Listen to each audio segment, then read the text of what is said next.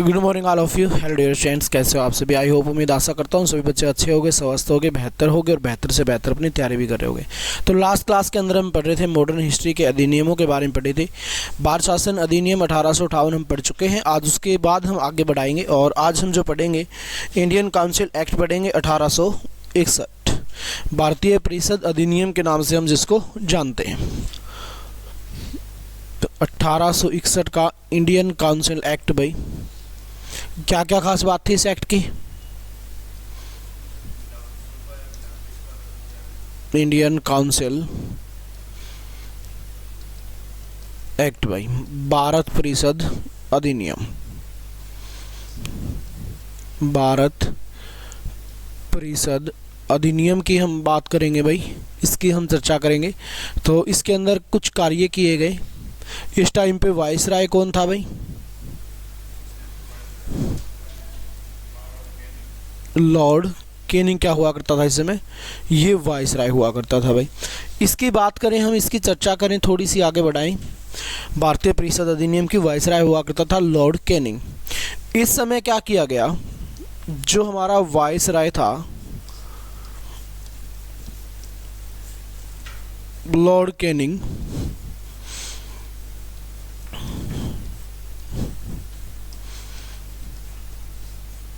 वो viceroy Lord Canning था, जो इसको क्या दिए गए भाई? अध्यादेश जारी करने के अधिकार दिए गए। भी क्या जारी कर सकता है? ये अध्यादेश जारी कर सकता है भाई, अध्यादेश जारी करने के अधिकार। क्या होता है अध्यादेश? बताओ क्या होता है अध्यादेश? है कुछ ध्यान में? दो व्यक्ति ही हमारे देश के अंदर अध्यादेश जारी कर सकते हैं, और दो व्यक्ति कौन कौन है? एक का नाम तो है राष्ट्रपति महोदय, और दूसरे का नाम क्या है भाई? राज्यपाल। कौन सी चढ़ गई?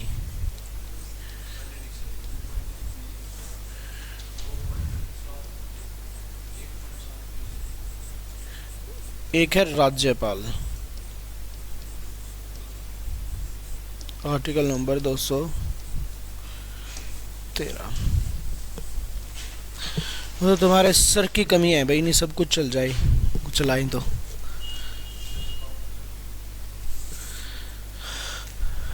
रेगुलरिटी काम नहीं कर रहे ना, इसकी वजह से हो रहा सब कुछ। राष्ट्रपति आर्टिकल नंबर 123 और राज्यपाल आर्टिकल नंबर 213। इन दोनों के तहत वर्तमान में क्या कर सकते हैं ये व्यक्ति? अध्यादेश जारी कर सकते हैं, अध्यादेश को लागू कर सकते हैं। अध्यादेश होता क्या है? हाँ, बिना सत्र के बैठे, बिना सत्र के बैठे राष्ट्रपति या राज्यपाल अपनी शक्ति का प्रयोग करके, अपनी शक्ति का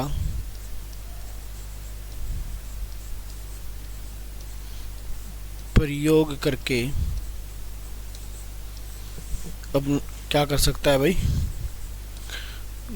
कानून को लागू कर सकता है,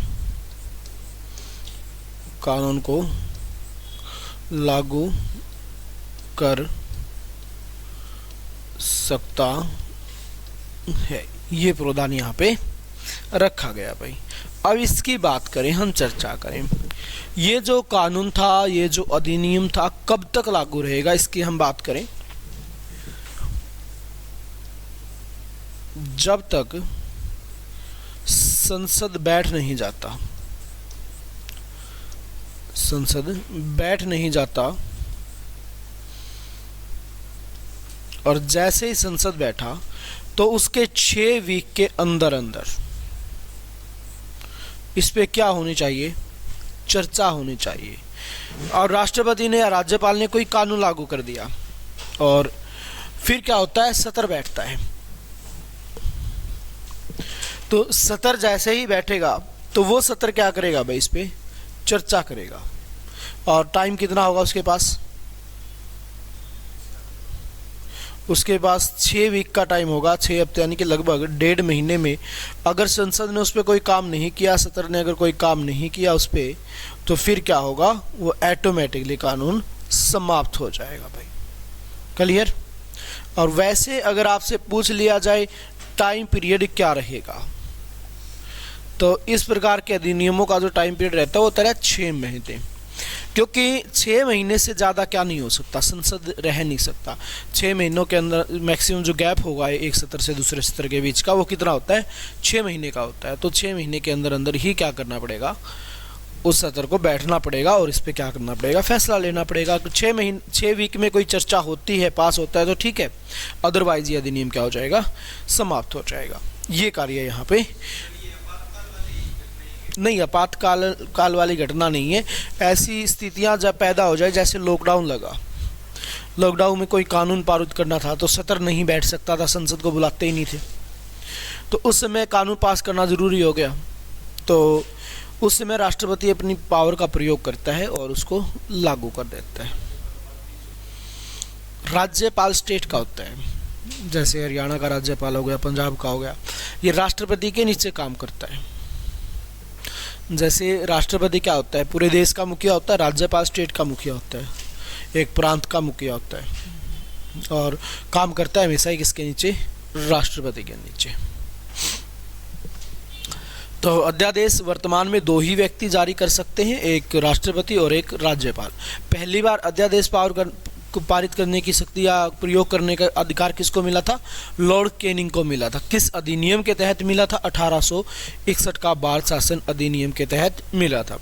आपको ध्यान हो 1860 के अंदर क्या आया था भाई, आईपीसी को पास कर दिया गया था, पारित कर दिया गया था भाई। इसको लागू कब किया गया, ये क्वेश्चन आपसे पूछ लिया जाए। 1861 से इसको क्या कर दिया गया था भाई, लागू करने का कार्य किया गया था। तो 1861 का महत्वपूर्ण कार्य तो सबसे पहले क्या हो गया, अध्यादेश हो गया। अब आपसे ये क्वेश्चन पूछा जाए, अध्यादेश को समाप्त कब किया गया, ऐसा कब किया गया कि अध्यादेश का प्रयोग वायसराय है जो बिना किसी कारण के नहीं प्रयोग कर सकता, ऐसा काम कब हुआ था।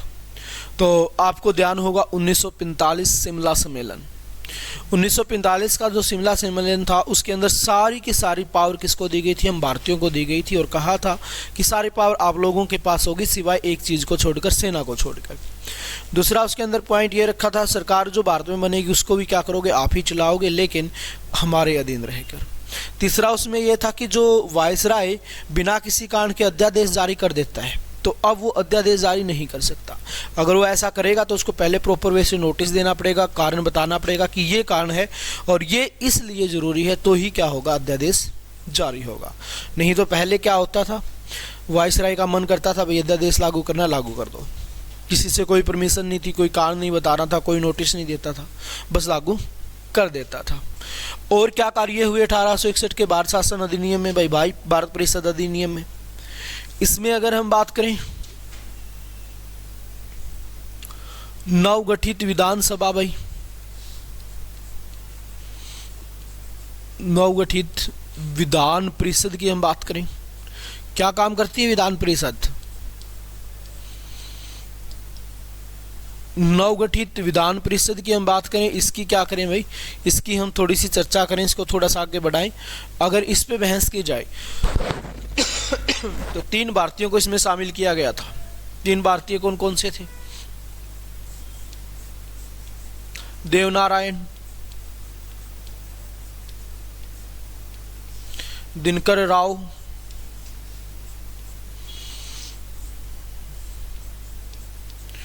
और अगला व्यक्ति कौन सा था भाई, अगला व्यक्ति था नरेंद्र सिंह भाई। तो इन व्यक्तियों को क्या किया गया, शामिल करने का कार्य यहाँ पे किया गया था भाई। देवनारायण, दिनकर राव और नरेंद्र सिंह जो व्यक्ति हुआ करते थे, 3 भारतीय थे, इसको क्या किया गया था, विधान परिषद के अंदर शामिल करने का कार्य किया गया था। तो एक महत्वपूर्ण अधिनियम बन जाता है कि नवगठित विधान परिषदों में भारतीयों की एंट्री कब हुई, तो 1861 के अधिनियम के तहत हुई। और कौन कौन से भारतीयों को शामिल करने का कार्य किया गया था भाई, देवनारायण, दिनकर राव और नरेंद्र सिंह को इसमें शामिल करने की बात कही गई थी। और क्या कार्य करते हैं इस अधिनियम के अंदर भाई, है कुछ ध्यान। उसके बाद फिर एक अधिनियम आता है आपका, कौन सा, 1892 का अधिनियम। हालांकि इसी अधिनियम के दौरान लॉर्ड लिटन भी वाइसराय आ चुका है और लॉर्ड लिटन की कुछ दमनकारी नीतियां यहाँ पे पारित होती हैं। जैसे उसने क्या किया था, दिल्ली में भव्य दरबार का आयोजन करवाया था 1877 के अंदर। उसके बाद उसने आर्म्स एक्ट वो लेके आया था, यानी कि भारतीय क्या नहीं रख सकते, हथियार नहीं रख सकते। उसके बाद वही लेके आया था वार्नाकुलर प्रेस एक्ट, जो भारतीय न्यूज़पेपर की छपाई थी उस पर बैन लगाने का कार्य उसके द्वारा किया गया था। और वही कार्य लेके आया था ICS में, उसने संशोधन किया था, इंडियन सिविल सर्विसेज के अंदर उसने संशोधन करने का कार्य किया था।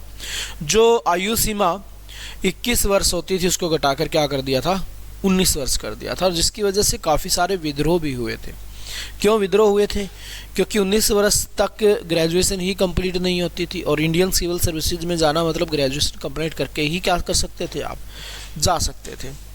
अब आगे बढ़ाएं हम थोड़ा सा चीज़ों को। 1892 का जो भारत परिषद अधिनियम है, इंडियन काउंसिल एक्ट है, ये क्या क्या कार्य करता है आपका,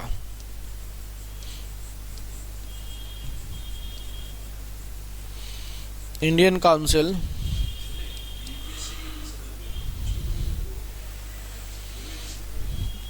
किसके लिए, हाँ जी,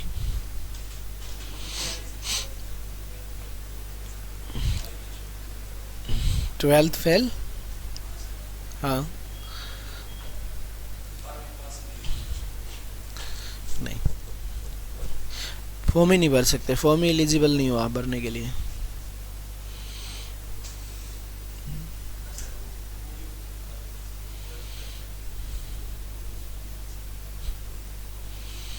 वो 12th में फेल हुआ था, फिर वो पास भी हुआ है 12th में, फिर उसने ग्रेजुएशन भी की है।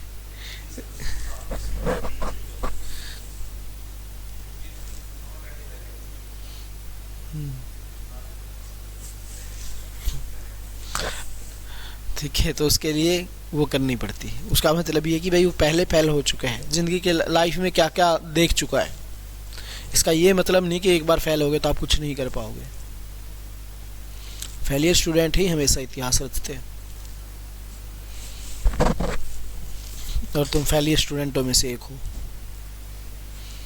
फेलियर का मतलब ये नहीं है कि भाई उसके 0/0 आना। फेलियर का मतलब है हमें कुछ नहीं करते हम, लेकिन एक टाइम ऐसा है जिस समय हम मेहनत कर लें और मेहनत करके आगे बढ़ जाएं, वो होता है फेलियर स्टूडेंट।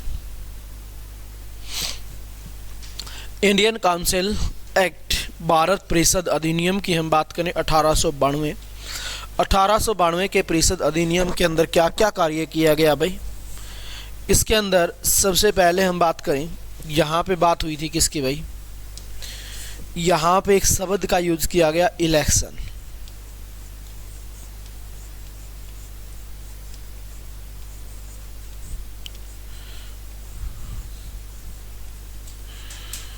इलेक्शन शब्द यहाँ पे आया भाई। इन्होंने कहा कि अब हम क्या करवाएंगे, इलेक्शन करवाना स्टार्ट करेंगे। और इलेक्शन कैसे होगा, डायरेक्ट होगा या इनडायरेक्ट होगा, अप्रत्यक्ष रूप से होगा। इनडायरेक्ट वे से क्या होगा भाई, इलेक्शन होगा। इनडायरेक्ट वे का मतलब क्या है,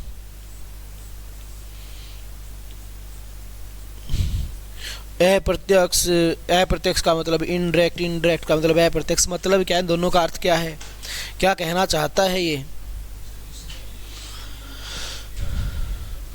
एक्ट, अधिनियम, भारत परिषद अधिनियम, भारत परिषद अधिनियम, भारत परिषद अधिनियम भाई।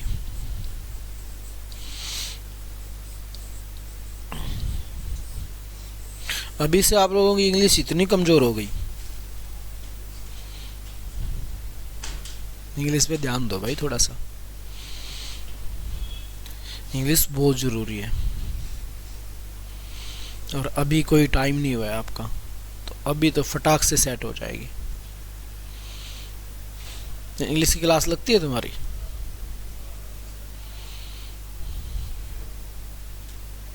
तो इंग्लिश की क्लास लगाना शुरू करो, ऑनलाइन लगा लो कहीं से।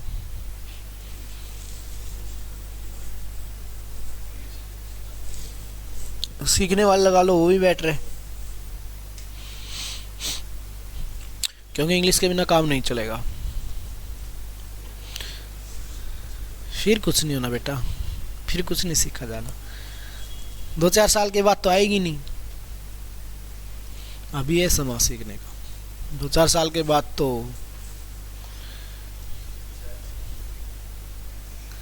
हाँ, तो फिर कुछ नहीं होना। 24-25 साल के बाद तो वैसे ही आउटपुट आनी बंद हो जाती है।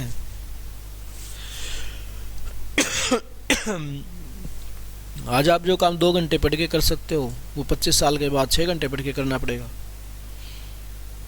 उस टाइम पे तक तो इंग्लिश तुम्हारी फिर जैसे आराम हो चुकी होगी, तो उसको वापस लेके आना फिर महाभारत। तो अभी थोड़ा थोड़ा उसके टच में रहो कंटिन्यूसली।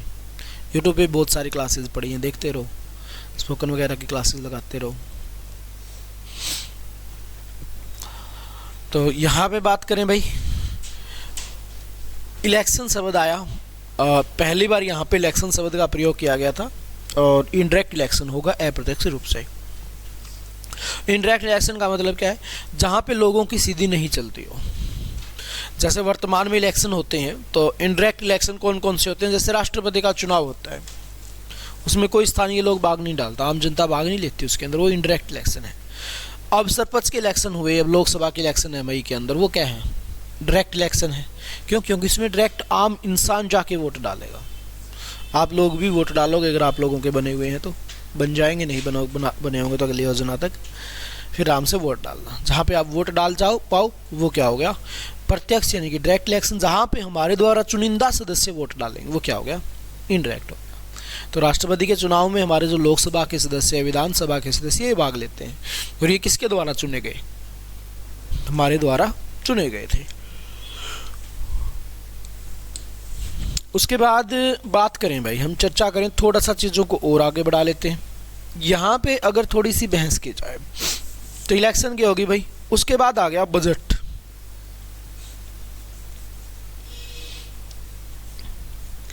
भारतीय बजट की बात करें भाई, क्या मुद्दा उठाया गया बजट का यहाँ पे? हाँ जी, बजट पे क्या कर सकते हैं भाई? इन्होंने कहा कि आप बहस करो, बहस करो, पर वोट नहीं कर सकते, वोट नहीं कर सकते। पहली बार बजट कब पेश किया गया भाई? किसके द्वारा? जेम्स विल्सन के द्वारा किया गया था। तो यहाँ पे कहा गया कि भाई देखो, बजट आपको ना बहस कर लो। जब यहाँ पे पारित किया जाएगा बजट, तो बैठ के उस पर आप क्या है, बहस कर लेना, बातें कर लेना हमसे, लेकिन वोट नहीं डालना है आपको। आप कर कुछ नहीं सकते, सिर्फ बातें कर सकते हो। ठीक है, जैसे कई बार आप लोग बातें करते हो, ये कर देंगे, वो कर देंगे, फलाना कर देंगे, धकड़ा कर देंगे, करना कुछ है नहीं। ठीक है, तो यहाँ पे सिर्फ बहस करो भाई, वोट नहीं कर सकते, ये अधिकार इसके अंदर दिया गया। और क्या हुआ इसी अधिनियम के दौरान? इसी अधिनियम के दौरान पहली दफा 1895 में क्या हुआ था? संविधान की मांग उठाई गई थी।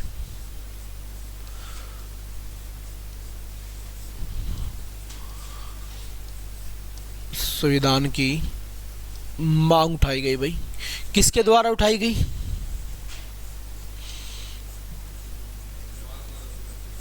बाल गंगाधर तिलक भाई, बड़ा होनहार इंसान था ये बाल गंगाधर तिलक। कौन से विधेयक के द्वारा भाई?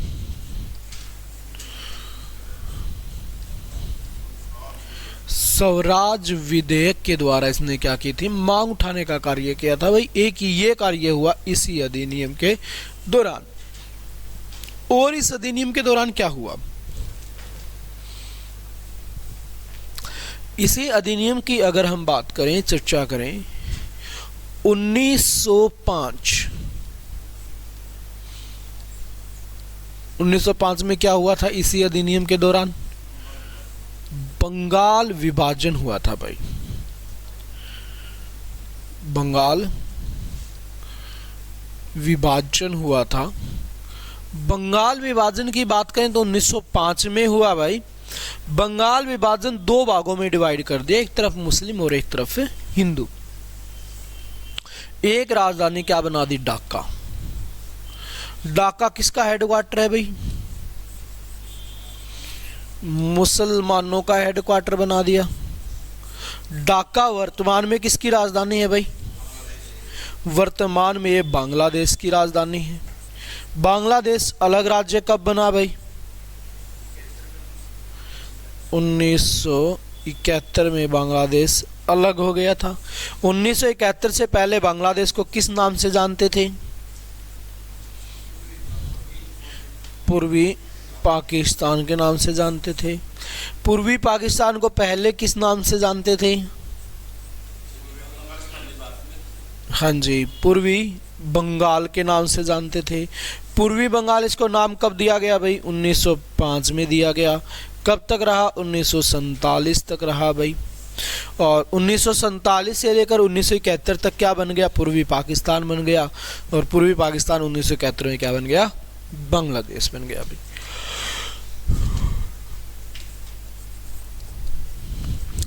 दूसरी क्या होगी भाई, मुर्शिदाबाद।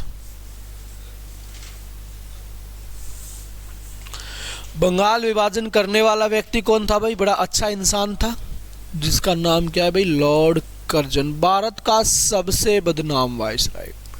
इन्होंने कहा कि बंगाल का विभाजन हम कैसे कर रहे हैं, प्रशासन के आधार पर कर रहे हैं जी। प्रशासन का नाम ले दिया इन्होंने, प्रशासन के आधार पर हम बंगाल का विभाजन करेंगे जी।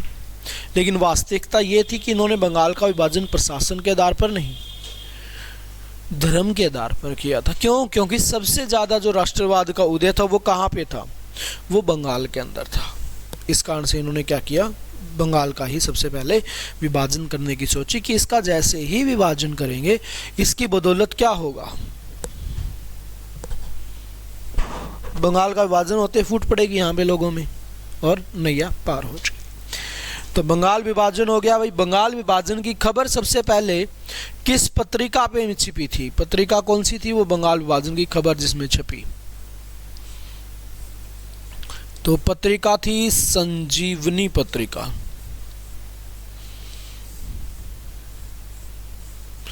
संजीवनी पत्रिका के अंदर क्या थी भाई, सबसे पहले खबर छपने का कार्य हुआ था, काम हुआ था संजीवनी पत्रिका के अंदर भाई, ठीक है। उसके बाद अगले ही वर्ष क्या हुआ भाई, 1906 ईस्वी, 1906 में क्या हुआ था,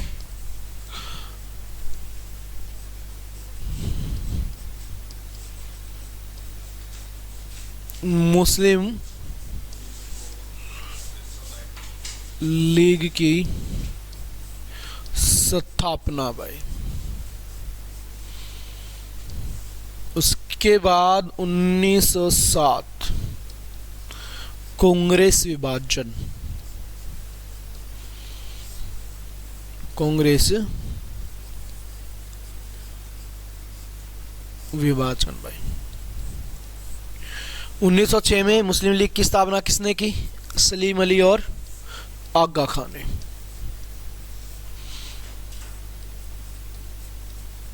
सलीम अली और आगा खान ने की थी भाई। किसकी स्थापना, मुस्लिम लीग की स्थापना। और कांग्रेस का विभाजन कब हो गया, 1907 के अंदर, सूरत विभाजन के नाम से इसको हम जानते हैं। तो ये कार्य हुए 1892 के अधिनियम के तहत इलेक्शन शब्द का भी प्रयोग किया गया, बजट की भी बातें हुई, संविधान की भी बातें हुई, बंगाल विभाजन की भी बातें हुई और बात हुई कांग्रेस विभाजन की भी। तो सारी की सारी बातें यहाँ पे हुई थी। क्लियर? 1885 किसने?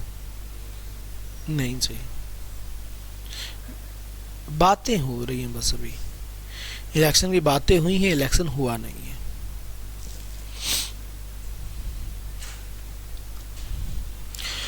उसके बाद फिर एक अधिनियम आता है भाई, 1909 का अधिनियम।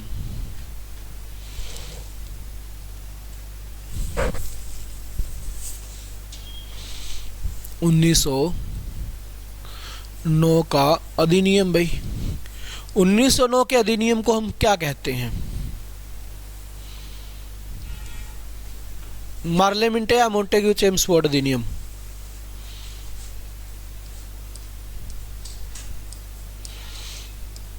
मार्लेमेंटो अधिनियम भाई 1909 का,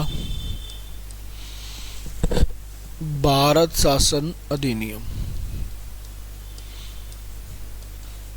इसकी अगर हम बात करें, भारत शासन अधिनियम की बात करें भाई, इसकी हम थोड़ी सी चर्चा करें मार्लेमेंटो अधिनियम की और भारत शासन अधिनियम 1909। इसमें क्या क्या फैसले लिए गए है? कुछ ध्यान, इंपॉर्टेंट कार्य क्या कर दिए गए इसके अंदर? हाँ, मुसलमानों को स्पेशल अधिकार दे दिए। 1892 के अधिनियम में इलेक्शन की बात हुई, अब इलेक्शन करवा दिए गए और यहाँ पे मुस्लिम कम्युनिटी थी, जो हमारी जो मुस्लिम समुदाय था, मुस्लिम समुदाय, इसको स्पेशल अधिकार दिए गए भाई। इसको स्पेशल अधिकार दिए गए। किस चीज के?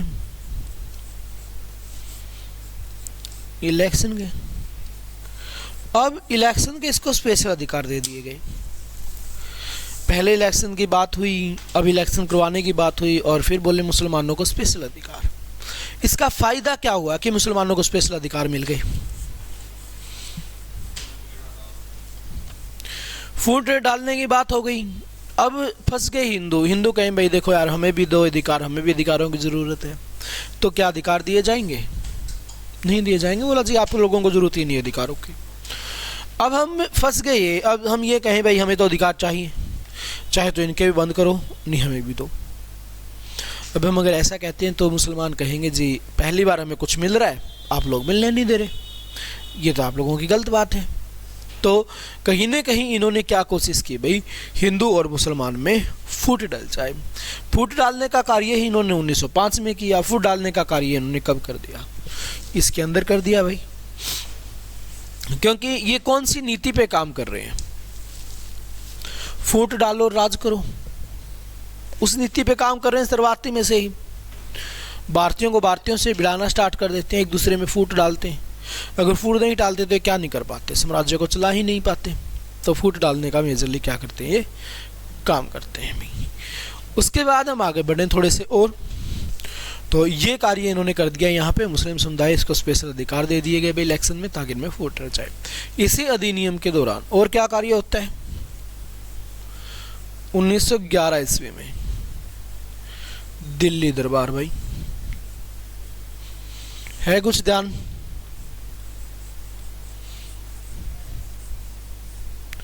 और यहीं पर घोषणा की थी कि हर 10 साल में क्या आएगा, एक अधिनियम आएगा जो पिछले अधिनियम की कमियों को क्या करेगा, दूर करेगा। जैसे अब 1909 के अंदर जो कमियां थी उनको दूर कौन सा करेगा?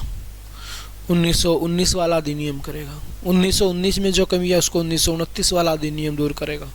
29 वाले में जो दिक्कत है 39 वाला दूर करेगा। हालांकि वो स्कीम चलेगी नहीं, बोला इन्होंने यही था। तो दिल्ली दरबार की यहाँ पे क्या की गई है भाई, बातें यहाँ पे की गई हैं, चर्चा यहाँ पे की गई है। अब इसकी बात करें, हम चर्चा करें भाई, चीज़ों को थोड़ा सा आगे और बढ़ा लेते हैं यहाँ पे। तो अब इस पे थोड़ी सी बहस की जाए। दिल्ली दरबार में पहली बार ऐसा हुआ था कि मैडम क्यूरी भाई, मैडम क्यूरी और जॉर्ज पंचम भाई,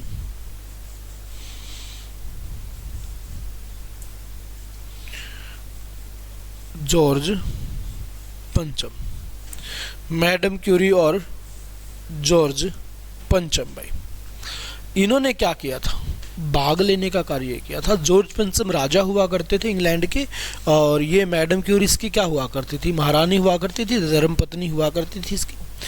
दोनों ने क्या किया था, पहली दफा यहाँ पे भाग लेने का कार्य किया था।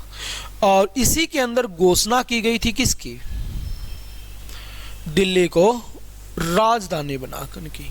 क्या थी भाई, राजधानी क्या बनेगी, अब दिल्ली बनेगी। कहाँ से आएगी राजधानी स्थानांतरित होके, कोलकाता से। तो कौन सी राजधानी हुआ करती थी, कोलकाता हुआ करती थी। अब कोलकाता से जो राजधानी बनेगी वो कौन सी बनेगी भाई, वो बनेगी दिल्ली राजधानी। तो आपसे पूछ लिया जाए दिल्ली को राजधानी कब बनाया गया, 1911 में।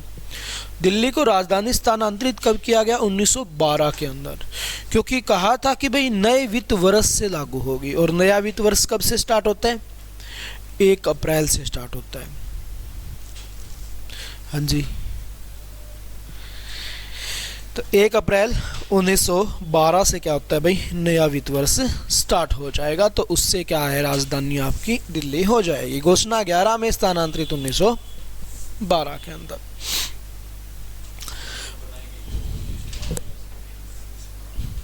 1 अप्रैल 1912। अगर दिल्ली राजधानी कब बनी, 1911। स्थानांतरित कब हुई, 1912। घोषणा होगी ना उसी दिन मान लिया गया। दिल्ली दरबार की घोषणा 1911 में होगी। लेकिन ये पूछ लिया जाए भाई बुरिये बिस्तरे कद उठा के लेके आए, तो वो 1 अप्रैल 1912 को। अब यहीं पर एक व्यक्ति थे भाई, रविंद्रनाथ टैगोर भी हुआ करते थे, काफ़ी सारे व्यक्ति यहाँ पे आए थे, सत्येंद्रनाथ सिन्हा जैसे व्यक्ति थे। अब दिल्ली दरबार लगा, अगला कार्य इसमें क्या किया गया, बंगाल विभाजन को रद्द कर दिया गया। क्या कर दिया गया, बंगाल विभाजन को रद्द कर दिया गया भाई। बंगाल विभाजन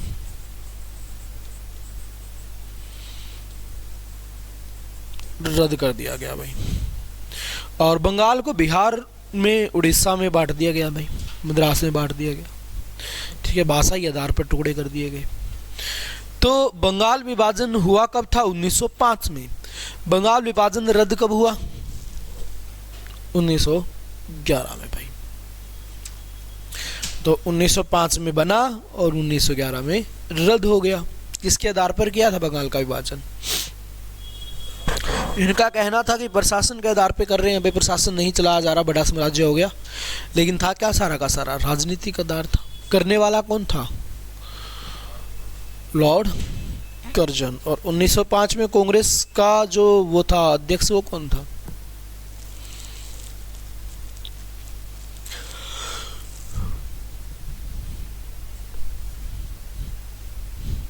दादा भाई नौरोजी। सुना है नाम बेचारे का, क्या खास बात थी, प्रति व्यक्ति आय निकाली थी। और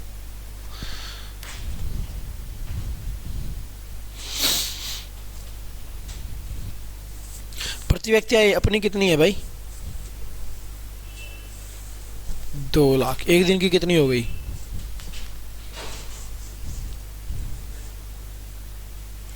2 लाख, कुछ 2 लाख से थोड़ी ऊपर नहीं थी क्या, 2 लाख में कितनी जीरो लगेंगी,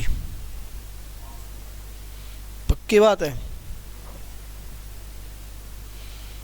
547 रुपये हो गई यार, ये तो घनी है।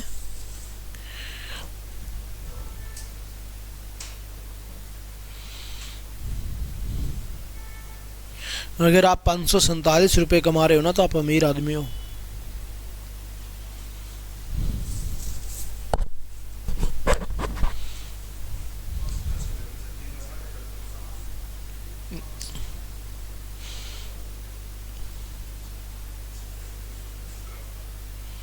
60 रुपये कैसे बचाओ? है ठीक है, ठीक है, ठीक है, लो किसी दिन फंस गए तो।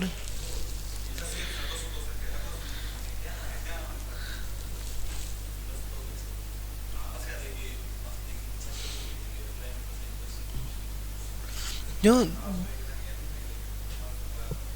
200 रुपये कैसे बचे?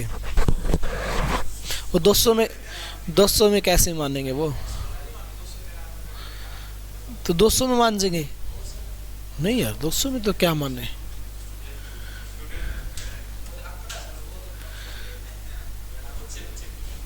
यार हमारा टाइम पे तो 500 रुपये ले करते हैं।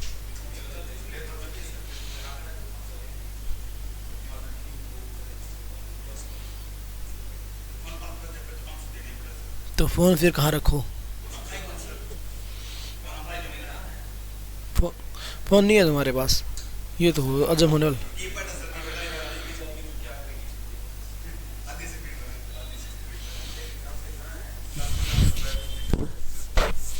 अच्छा हम तो दे दोगा, मतलब भाई हम तो नंगड़े हैं, हमारे पास कुछ नहीं है, 100-200 है, लेने ले लो, नहीं ले चलो जा। सही है भाई, ये दिन भी दोबारा नहीं आएंगे लौट के। फोन तुम रखते ही नहीं, ये भी फायदा है तुम्हारा। सभी बिना भाड़ा आते हो।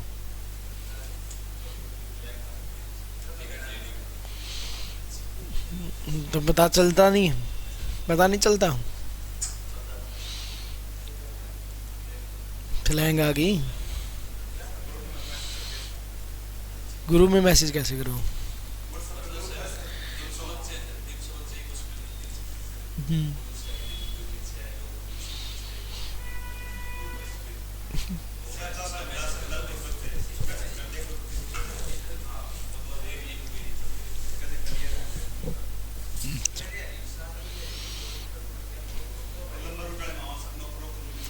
नहीं लंबे चंडीगढ़ वालों को तो सुबह 4 बजे रोकन डेली।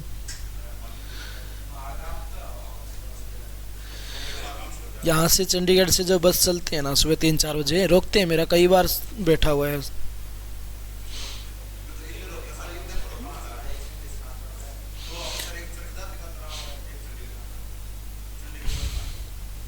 चरखी दादरी सार होकर जाती है।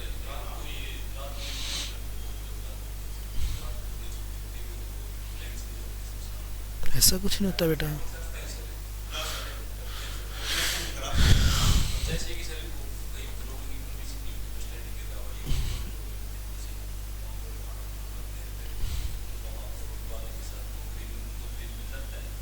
तो यार देखो, तो इतना तो आपके लिए कर रहे थे, इतना उनका हक भी है।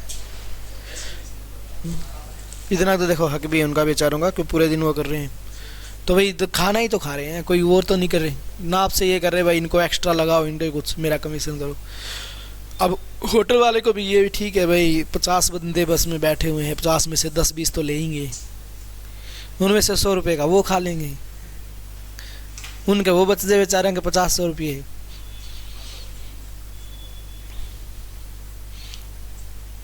दिन में करने वाले तो दिन में ही करते हैं, करने वाले तो दिन में ही करते हैं, अंधेरे में भी अक्सर तो देख लेते दिखते।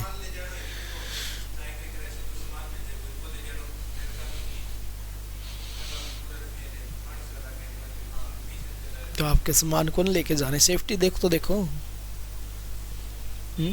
आप जाते, आप दे के आते, सामान भी तो लेके जा, अगले रिस्पॉन्सिबिलिटी के साथ सामान लेके जा रहे। एक तो एक है भाई, तो फिर घर जाके थोड़ी दे क्या होगा बेचारा यार। हाँ तो रोड पे भाई पाओगा तो दे देगा, नहीं घर तो जाड़ते रहे यार। ये तो भाई सही बात है, बेचारा घर तो जाके देने से रहा, कोई मिलेगा तो ले उतार लेंगे। हम तो स्टार्टिंग में काफ़ी टाइम पहले आए थे बस में, जब सारा आए थे स्टार्टिंग में, तो घर से सामान लेके आए थे तैयारी करने के लिए, चूल्हा वुल्ला लेके आए थे, वो बस में ही भूल गए। 15 दिन बाद से याद आया कि चूल्हा भी लेके आए थे, और किस्मत देखो 15 दिन बाद घर गए उसी बस में रखा मिल गया। देख लो, वो बस वाले भी ईमानदार थे बेचारे, कभी कपड़ा ही नहीं मारे बस का। थोड़ी देर रहा किसी दिन ना सीधा, तो ऐसे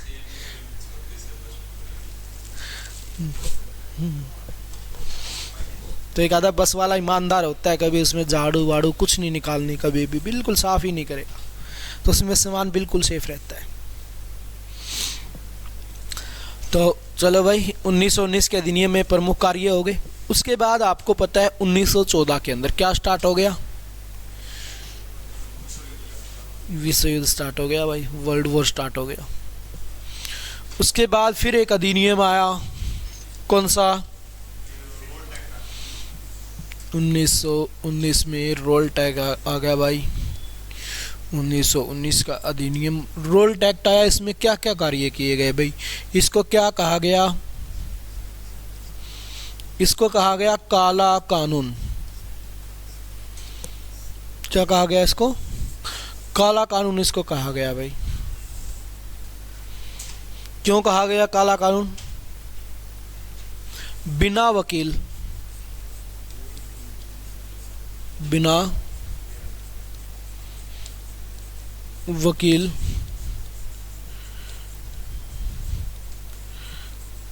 बिना दलील। अब बिना वकील बिना दलील का मतलब क्या है,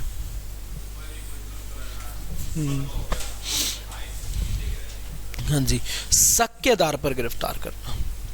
किसी पे शक हुआ भाई, राष्ट्रवाद का दौर चलाओ, ये बंदा कोई गड़बड़ कर सकता है, उठाओ इसको जेल में डाल दो, कहेगा जी मैंने कुछ नहीं किया, कुछ भी नहीं किया उसने बेचारे ने, बस शक हो गया कि ये करेगा गड़बड़, उठाओ जेल में बंद कर दो। आप कहते रहो जी मैंने कुछ नहीं किया, फिर आप कहोगे जी चलो ठीक है मैंने आपको गिरफ्तार कर लिया, मेरा वकील बुला, जेल काहे का वकील, कोई वकील नहीं है, पड़ा रहो जेल में ही। तो छोटे फिर आगे कोई समझौता होगा, गांधी वगैरह जैसे समझौता करेंगे तो फिर छोड़ देंगे, रिहा कर देंगे। बिना वकील बिना दलील। ब्रिटिश ऑफिसर को जो सैलरी दी जाती थी कहाँ से, भारतीय राजकोष से दी जाती थी भाई।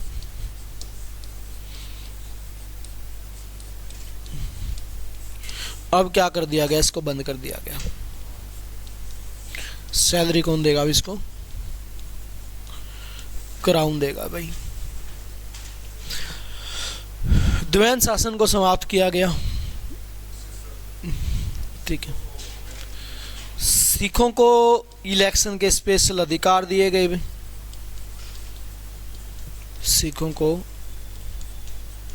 इलेक्शन के स्पेशल अधिकार दिए गए भाई। तो ये कार्य भी इसके अंदर किया गया।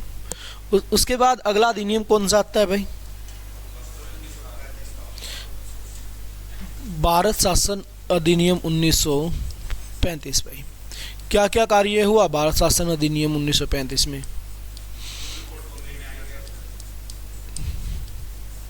भारत शासन अधिनियम भाई 1935। इसकी बात करें भाई, इसकी हम चर्चा करें, भारत शासन अधिनियम 1935 की, इस पे हम थोड़ी सी बहस करें। तो क्या क्या कार्य हुआ था इस दिन, दिल्ली आ गया और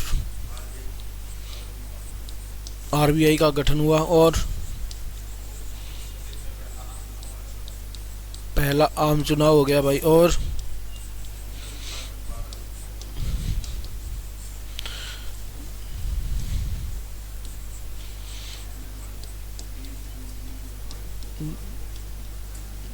पहला आम चुनाव हुआ भाई, ठीक है। ये हो गया आपका भारत शासन अधिनियम, ये हो गए सारे के सारे अधिनियम, ठीक है। याद किस किस को हो गए, हाजरा कौन आया और क्या लड़ा याद है। चलो भैया कल सारे के सारे अधिनियम याद करके आना अच्छे से, मतलब आने वाला कल, ठीक है। तो कल हम पढ़ेंगे फिर इसको, वापस पीछे चलते हैं 1857 की क्रांति पे। तो कल पढ़ेंगे 1857 की क्रांति। तो अभी के लिए इतना ही, क्या हुआ।